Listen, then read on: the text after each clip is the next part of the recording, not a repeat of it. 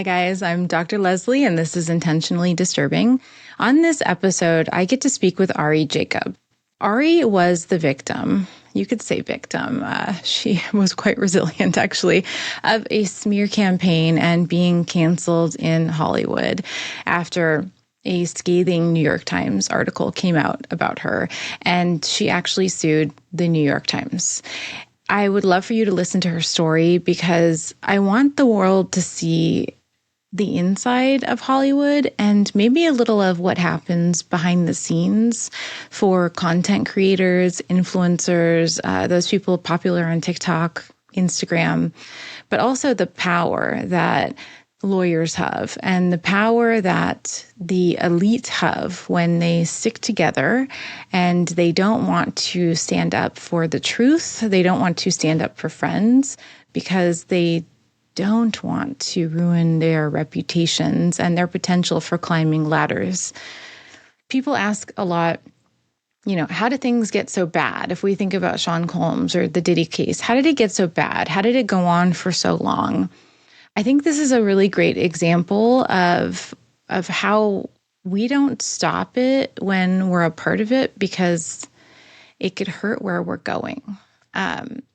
And I say we because I've been a part of things like this too. So I hope you enjoy the episode. Oh, hey. You're here. Thanks for doing this. Anyways, nice to meet you. Yeah, nice to meet you.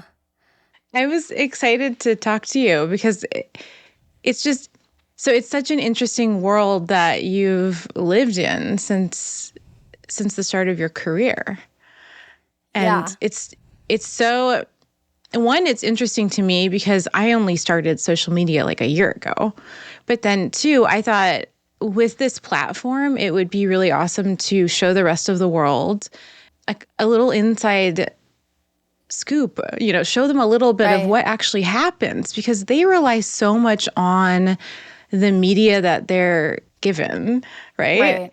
And they don't have the experience you have of, potential smear campaigns or just all the friggin' people that work behind the scenes.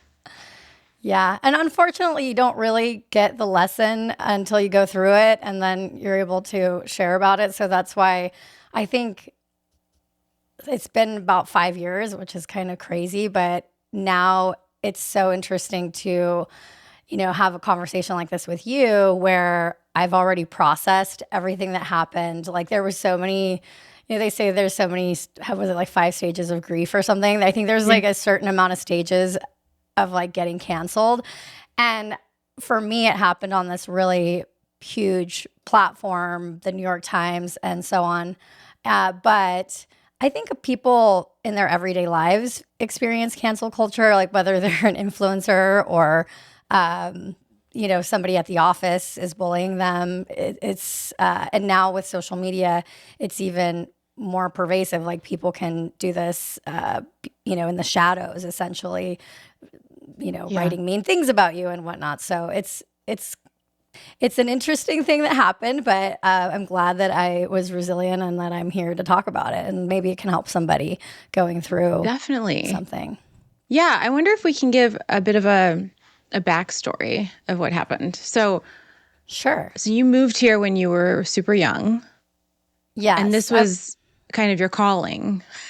Yeah, I was born in Mexico City, and then I moved to the U.S. when I was like 2. My dad had passed away from a heart attack, and my mom met an American, and they had this, the love story where they got married, and he adopted me, and treated me like his daughter. So I was really, grateful to live in the U.S. and kind of always had that mindset of like, I want to build a business, I want to change the world, and I ended up building a successful talent management company, managing Charlie D'Amelio and Addison Rae, the huge TikTok stars that.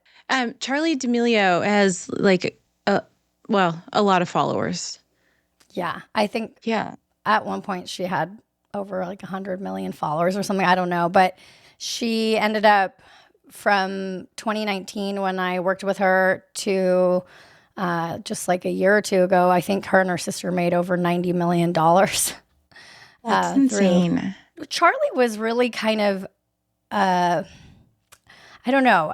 You hear these stories of like overnight success, and usually they are not overnight success. But with her, it really was, because she was just this girl in high school that was kind of the all-American girl and didn't wear a lot of makeup, and she learned these dances. And the reason why at the time that I believe she went so viral is because TikTok was a dancing app. And so whenever you wanted to learn like the trending dance, you would go to, because Charlie did all the dances. So you would go to Charlie's page.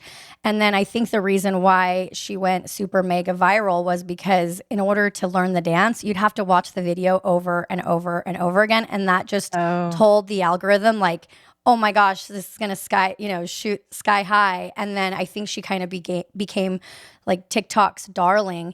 And like, I'll never forget, and even her sister too. Her sister was like, well, what am I supposed to do? Am I just like the sidekick? But, she ended up having a singing career, and they were honestly really kind people, and their family was supportive. And I think that it was just like the all-American dream became that. Like young people looked at Charlie and said, oh, if she can do that, maybe I can do that. And so, I had established before I managed Charlie, I had established a lot of notable industry relationships. I knew that TikTok was going to be huge. At the time, a lot of people didn't really see it that way. I just saw where things were going, and I'm like, okay, this is going to be huge. And then the pandemic happened, and people were stuck at home, and there was nothing else to do but to watch TikTok videos. And the people that I was representing, they were the ones that had like created so many videos. And because at the time it was a bit voyeuristic to post a video on social media. I know you do. I was watching your TikTok videos and they're super entertaining. But at that, like in 2018, 2019, it was weird. Right. And even me as an adult, I remember just making videos so that, because a lot of people were just following me because Charlie followed me. And I just remember being like, this is so cringe. And then the influencers were like, oh yeah, the cringier, the better, the more views you're going to get. And I'm like, okay. Oh, but I remember the feeling, like the initial feeling of kind of putting yourself out there. Right. And just how uncomfortable it felt. Like it was a culture shift. Totally. So how did you get to this place where you were, and I forget what the name was, but you had a company that rented a house. Influences. Okay. And so you rented a house at one point, and then influencers were living inside of it and making content? Yes. So I've known a few people who have done this, but I've never understood like how it all works. I never got invited. Well, so it was very weird how I fell into it. So first of all, I worked with Bella Thorne, and Bella owned this house. So Bella Thorne was like big already as an influencer and sort of celebrity, making music and acting and stuff. And she owned this house that was like purple on the outside, pink, and every different color you could think of on the inside. She was really artistic. So anyway, she had this house and she had moved away, and then the pandemic happened, and I think I just like connected the dots where I was like, this would be such a cool place if you were a TikToker to like make dances, because there's so many cool things all around. I talked to Bella, and I think it was like at the beginning of the pandemic, or maybe it was before, but regardless, I'm like, how, would it be a lot to rent this house? Because I think they were trying to sell it. Anyway, we rented it, and then a lot of the TikTokers would come over, and they knew I represented Charli D'Amelio. And she was so famous at the time that everybody wanted me to represent them. And I think that's where I can take some accountability too, which is like, I should have just stuck with my big people that I knew were going to be successful. But it was like shiny new object syndrome, I think, because I have ADHD. And it was also not just, I didn't look at them as objects. I looked at them as like, oh my gosh, they were like me when I was younger. Like, I wish I had a mentor that could help me navigate like how to do all this stuff. Like, I wanted to be that. I think when I was younger, you couldn't really make a living on YouTube, or and if you could, there was just a very small amount of people that were doing it. And it was only YouTube that you could do it. So I think I saw myself in them, and I like wanted to help everybody. I would meet them and I'd be like, oh, I see so much opportunity in this person. But I think at that point I bit off more than I could chew, because people would come over the house and then they'd be like, oh, I want you to represent me. Like, and they would tell me stories like, oh, my mom doesn't believe in this. Like, my parents want to kick me out because I didn't go to college. And, so I was just like, oh, I want to help them. So that's kind of how it all started. Okay, so it's so interesting. So you've got a few. I don't know if we call them youngsters. How old are they? They're like teenagers, or?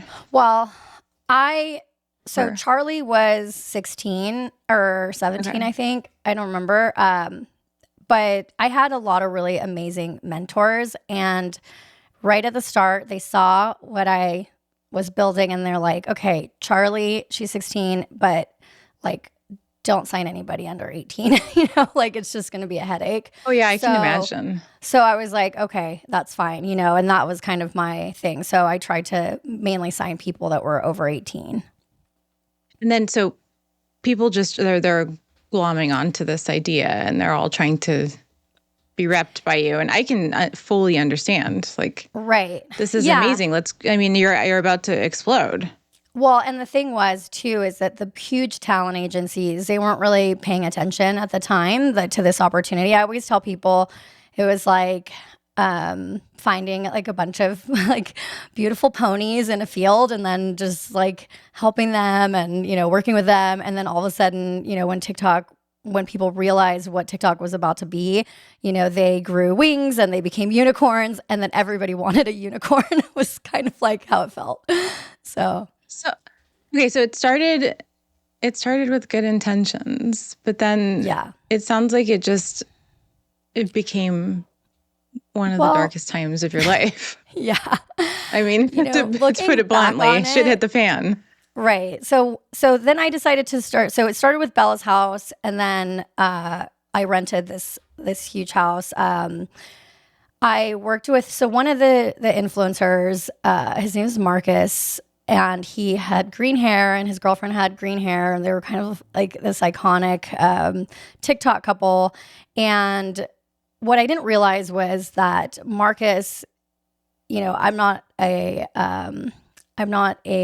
therapist or anything. I don't have any background in this, but I did date somebody who was like, I think very clearly a narcissist, or so, I don't know, something in that realm. And this person that I represented, he had traits that reminded me of that person that I dated, not like just in the sense of there was some red flags and very manipulative. And this person was like, I think 23 or something like that at the time. And so, but another place I can take accountability is like, I didn't listen to some of those, alarms going off in my mind, because he was basically somebody that really was a leader in, like, everybody listened to him. He had a lot of followers, and so the other influencers listened to him, and he was the one initially that had the idea to do this house or whatever. And so I decided to do it. We negotiated the agreement. At first, he didn't even want to get a lawyer. And I was like, no, you need to have a lawyer, because I don't want this to turn around on me and then somebody say, hey, she forced them to sign this agreement that they didn't agree to. So we went through a huge back and forth. He was like the leader. Once they decided, okay, yes, this is okay, he kind of told everybody, okay, it's fine to sign this agreement. And it was a production agreement. So it wasn't a management contract. It was basically kind of like a music label deal, where it's like you're getting an advance. The advance was the house that they were going to get to live in and make content in. And in return, they had to make a certain amount of content. And then when we got brand opportunities, the production would get that money and everything, and then distribute it out through the production. Like, that would make sense through the production agreement. I felt it was fair, and we negotiated this for about a month. And so they moved in. It was like this great time. And at that point was when this industry started to get very competitive, because I would have brands that were calling me. So think about it. Pandemic, Hollywood closes down. Okay, there's no music touring in Hollywood. There's no acting. There's no movies being made, no TV shows. And advertisers still wanted to advertise, But how was the best way to advertise? It was through TikTok and Instagram, and mainly TikTok because everybody was just at home on their phones with nothing to do. And so big brands would call me and say, hey, we've got, $500,000 to spend. How should we spend it? And I was like, well, I have a lot of creators that we could spend it on. And they didn't really totally understand TikTok at the time. It was like, how do we do the deal? And so I had a lot of experience because I worked in digital agencies. I'd basically been in social media marketing since MySpace days. And it was that feeling where, I don't know if when you're working something towards something your whole life and people around you are like, why are you focused on that? Why are you focused on that? And you're like, I just know it. And then I felt like, wow, this is going to be my big moment. Like I finally made it. That's how it felt. Like I hadn't made it yet, money wise, but it felt like, oh my gosh, I finally made it, Like this was your direction. This was who you were supposed to be professionally. Right. We'll be right back after this break. And so those were some good times. But then I noticed that, the creators, they weren't they were taking side deals. They were they weren't, everything's supposed to come into the company and then we negotiate it for them. They do the deal. They weren't doing the deals that I had gotten for them. They were kind of, I don't know how to say it in the nice way, but it was a bit of like this laziness thing that came about. It was like the initial excitement of being in the house was great. And then it became like, they didn't want to do the content every day that they said they were going to do and all this stuff. And then I just became like, I felt like somebody's mom, like I was the mom for all these people. And at the time I had other talent that was, not in the house. So I think at one point there was, I don't know if it was like 40 or 50 people that we were managing, maybe even more. I can't remember. Oh, wow. But this house was taking up all my time when I had other people that weren't even, I think I had a couple clients in Hawaii and they were getting huge brand deals. So I had all my attention on this house. And then I was, getting worried because they were doing things like it's supposed to be that if they had somebody over at the house, they would sign a release form, and they weren't doing all those things. So I had, mentors that were like, make sure, because this is a huge liability and you're not ABC, running The Bachelor with, a ton of psychologists. Psychologists support in the background. You know what's so funny? Actually, I wanted to ask you about this. So at one point, I remember thinking, okay, a basketball team or a football team, they'll bring in a psychologist, they'll bring in like financial experts. And my lawyer, and so I proposed this, and my lawyer at the time and another manager, who was like kind of managing me, it had a lot of experience. And then another mentor of mine were like, absolutely don't bring in a psychologist and I was like, why not? And they're just like, just trust me, don't do it. So I don't know why. Do you think it was a bad idea because I'm just like, I feel like these kids have like overnight success and there's nobody like giving them any type of moral compass of like what they should be doing. But yeah, and I think the important part for me is that your gut, your intuition was like, this is something I'm thinking about. Like what in you made you feel like this would be helpful, right? These are impressionable people being handed fame very quickly. Your instinct sounds pretty good to me that it would have been a good idea. Well, so they told me not to do that. I don't know why it was. I don't know if it was because it's like, okay, that could look bad. Like a person in power is like saying you have to see this therapist, or I don't really know.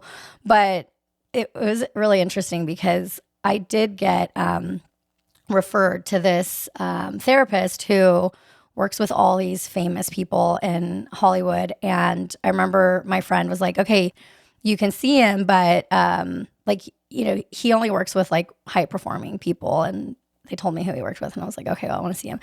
And so he knew kind of what I was doing and everything. And I remember going in there at one point where I was having a real problem with this green-haired guy, where he was just very manipulative, and I could tell I was being manipulated, but it was like I was in too far deep with this whole thing. And he was the one that would kind of pull the strings. Like he was influencing a lot of the creators to do whatever he said. And so I went in to see this therapist, and he's like, okay, why don't you bring in, the green-haired kid and his girlfriend? And so I brought them in, and I left, whatever. He talked to them.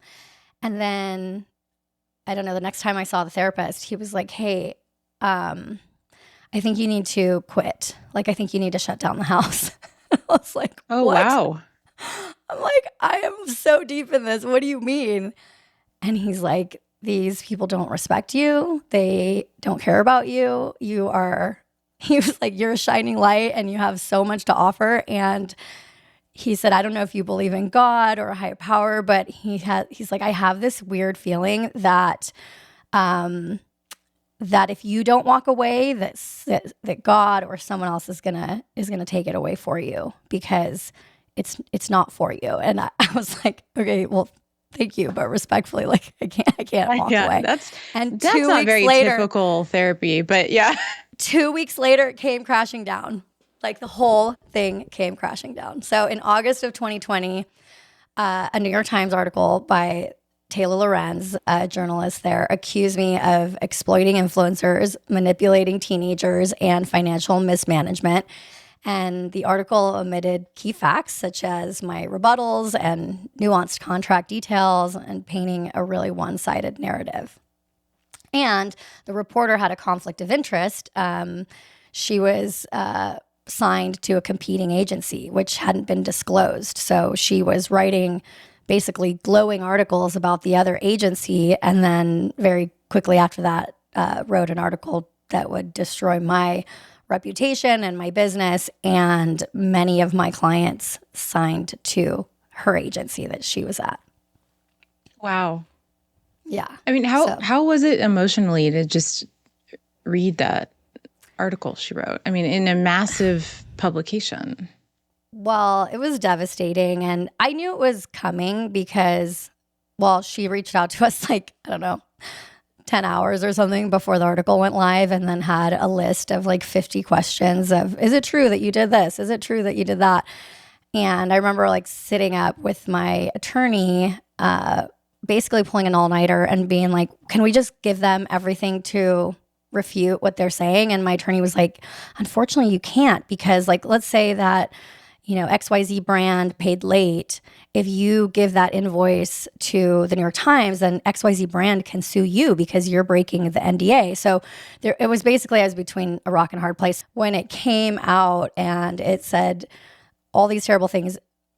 There was way worse things in the article, but this one thing really hurt me the most, which was they put in the article, Gary Vee, she claims to know Gary Vee and tells all these influencers that she knows Gary Vee. But we called Gary Vee, and his team said that he's not affiliated with influences, which is a fact. He wasn't affiliated, like he was my business partner. But it made it look like I was a total clout chaser, name dropper. And because I had so much respect and have so much respect for Gary Vee, and he's my actual friend, it like broke my heart. I'm like, it's probably they called Gary, and Gary's thinking like, what the heck has Ari been doing? That was my initial feeling. Like I totally let him down. It still like makes me emotional. It's so weird because it's like they said way worse things about me, but it was like, I think. What about this is the I think the it moment. was because like nobody really believed in me like when I was younger, and Gary always believed in me. And so I'm sorry. But no, it is in the article. It's a weird, very targeted. That's the thing that hurt me. It's just weird that's what hurt me, because I was like, I felt like I let him down. The good thing is that he called me and he texted me. Like, he reached out. Yeah, he said like, are you okay? And And I don't remember what he said. He's like, just don't let it get you. And I remember like some of the influencers had moved out, the green haired kid. And one of the ones that was like the videographer, he had written on my door at the house. Cause by that point I ended up just like moving into that place because it was like 20 grand a month. And this whole thing had been falling like about a month before I knew that it was going to fall apart. And anyway, this kid wrote, he's over 18, but I call them kids, which is probably part of the thing, which makes it sound like worse. But no, I mean, anyway, he wrote on the door. Yeah, he wrote on the door like, we love you, or we believe in you, or keep your head up. I don't remember what it was. And, those things like helped me push through. And then I remember one of my mentors who's a really big Hollywood, this guy has like 8 Emmys. He was my mentor, and he called me and he was like, welcome to the big leagues, Ari. And I'm like, did you read the article? And he's like, yeah, I read it. He's like, well, are you going to just lay down and die, or are you going to get up? Because you didn't do any of these things. I know you. I was there.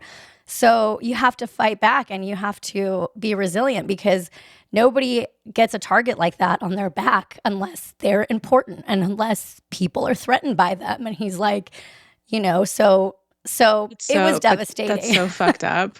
And also it was this feeling of, I don't know if it's my ADHD or if this is just my personality, but I'm very hard on myself. Like when something happens, I think that I immediately think of like I get so mad at myself. I talk so mean to myself.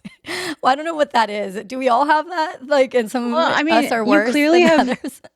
You clearly have really high standards for yourself, and I'm sure there's a huge element that's cultural too. Yeah, I mean, coming from Mexico, and I don't know how much of your Mexican life or family impacts you or influences you, but I mean, Mexicans hold themselves to a very, very high working standard.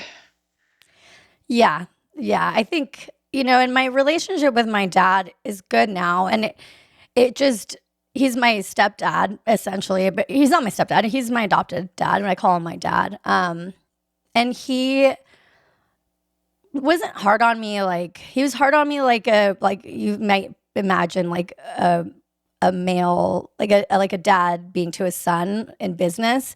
I don't know why it was like that, but it's honestly probably part of the reason why I've been so like ambitious in my life. But it's also tough when you're not like daddy's little princess, and like I never felt like I had that type of support. So I always just was like, okay, I have to like be good, and I have to like impress him in some way. And that was always what drove me.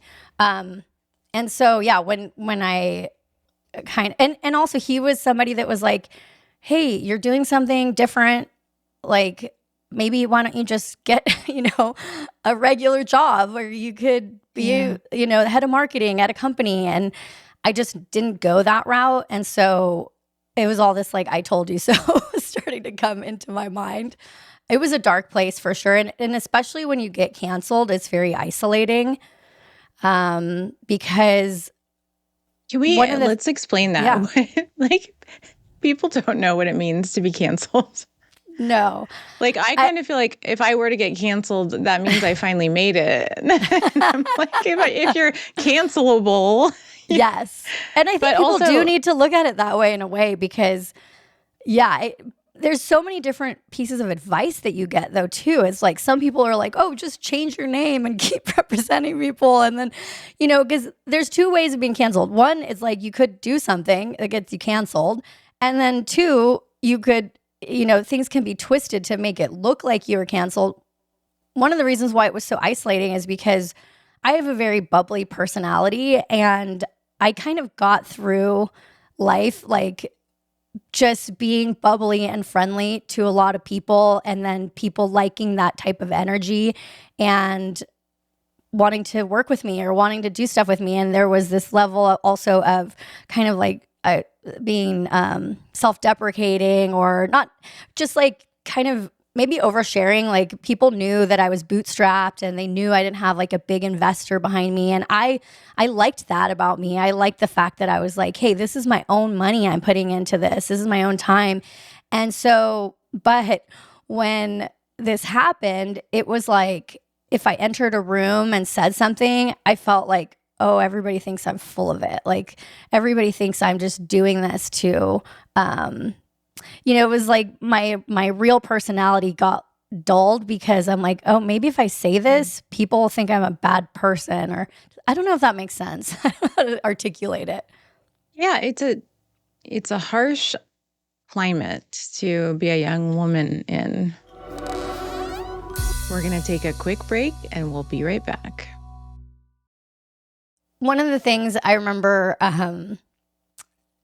this happening is that it seemed like there was people that had been talking to the journalist and were trying to like bait me into doing something or saying something.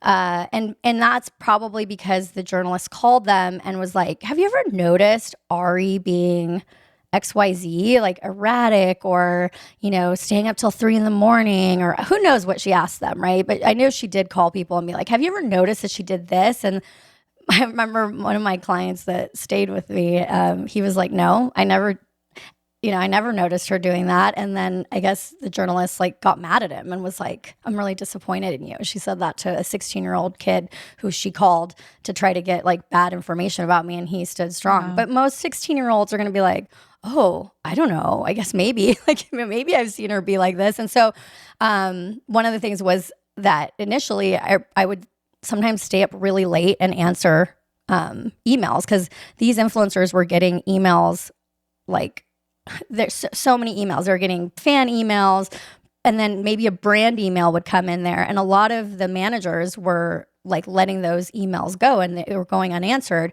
And the reason why I felt like I have to be on this, like I cannot let one email go through that doesn't get answered.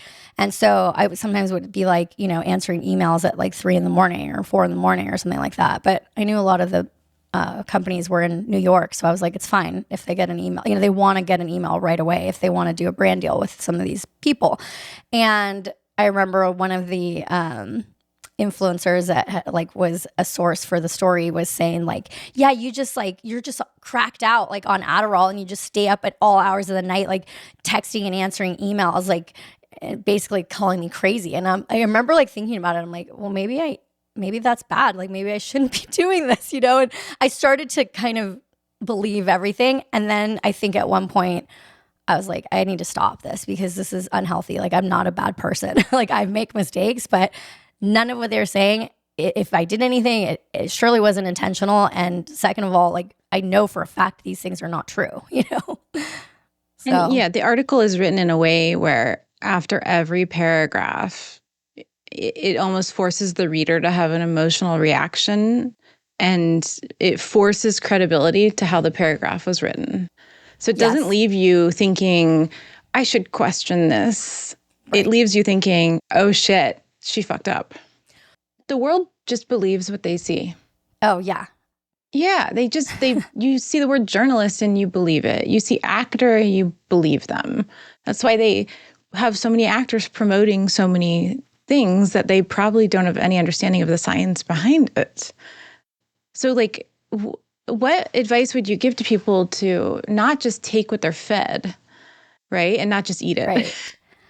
Well, I think I wrote a Twitter thread about this, and I feel like one of the things is pay attention to the words being used, because oftentimes a word that will be used that is like more dramatic or more like incendiary, but it could be just describing something that wasn't that. So, for example, in the article, the worst thing that she wrote, and I ended up suing the New York Times over this, but the worst thing that the journalist wrote, which the judge in my case against the New York Times said this statement can move forward, was she wrote that I leaked nude images of a client for revenge. That was what they were talking about. That was apparently the New York Times reviewed that conversation and said that that was me leaking nudes, was for me to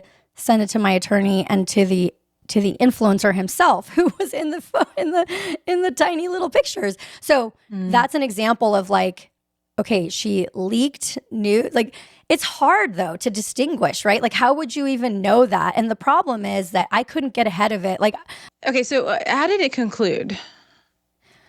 So the legal portion. So it took 4 years, and this is what people also don't understand about just getting into a legal fight with somebody as big as the New York Times, is that it took forever. So the article came out in 2020, and in 2024, the judge had thrown out basically like 50. So initially it was like 50 claims that we said that were untrue. Then it was like narrowed down to 5 that we said we could go forward with. So that my attorneys would have to like rewrite the complaint. And then we submitted like the 5 or 6 that we said, okay, these can stay. And then the judge, I think that's really important. I think that's important for people to know, though, is, you know, that initial complaint where there's like 85,000 things slapped onto it. Yeah. Is literally the attorney throwing everything they've got. And it'll get taken down to just a few relevant things. And that happens over years. Yes. And, you know, what's crazy too is that at one point I did utilize social media. So every time that this journalist would do something like being a bad actor towards somebody else, I would call it out on Twitter. And I think like that gave it, and this is all during Johnny Depp. So I was very aware of what I was doing. In 2024, the judge said one statement can move forward. And that statement was the nude photos. And the only reason it could move forward was because Taylor had written in pre-publication emails to me, nobody's alleging that you leaked nude photos publicly. So when you file for defamation, you have to prove malice. And that means that like you wrote something knowing it was false. And so that the one word that everything hinged on was leaked. So they were trying to say like, well, what does leaked mean? Can you leak something privately or can you leak something publicly? So that was basically the whole thing. The judge, most of the time these cases get thrown out because it's so difficult, but the judge said your case can move forward. And after he said it could move forward, the New York Times filed what's called a motion to reconsider, which I was told that most attorneys don't do that because that's like telling the judge he's wrong. They filed that, and the judge a second time said, no, it can move forward. So that was like a huge victory. The mental health of the people, especially the ones you talk about with millions of followers, losing that platform, that scared me. That scared me to think about how these young, you know, teenagers, 20-year-olds who are just fully in this and then losing it suddenly. And they may still lose it in the future. I just thought they're going to end their lives. Like, they don't have the skills to cope with this. It got too big too fast. Yeah. Yeah. And I think what I saw, what I've seen in social media, I mean, that's a whole nother conversation, but it's like, I think it was like a perfect storm with the pandemic and everything where people really do have their identities, like, you know, built on whatever they post on social media, or if there's like bullies attacking them and they feel like they can't get out of it. Like, it's just, after all this happened, like, I remember after filing the lawsuit, like after going on Tucker, like I had feelings of that. Like, when it was in a dark place, I was like, I didn't think about actually doing it, but I just thought like, I don't know how I can move forward. Like, I don't know how to. Yeah.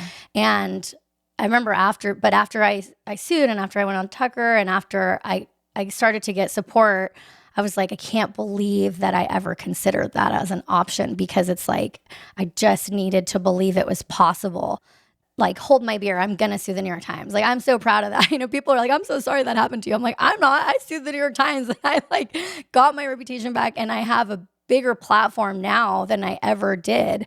And to be honest with you, like, I'm glad I don't represent social media stars anymore. I think I would have gone completely insane even if I would have made a lot of money. It's like, it wasn't good for me mentally. Like now I get to help like boomers with their social media, like plastic surgeons. And like, I work with basically business owners, small and medium-sized business owners, and I help them do short form video content for their companies. And there's like millions of those people, right? Restaurants and Botox places or whatever. I mean, like spas. I mean, there's just like unlimited amount of people that actually appreciate me and what I know.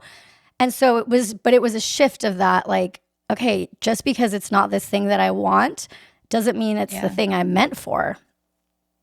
Yeah. So I like to end each episode with kind of something that really resonates with the world. And I think that's is we can't just be one entity or one presence. If it's TikTok or Instagram, that's still social media, right? We have to be grounded in reality and know our worth so that we're not putting all our eggs into one basket.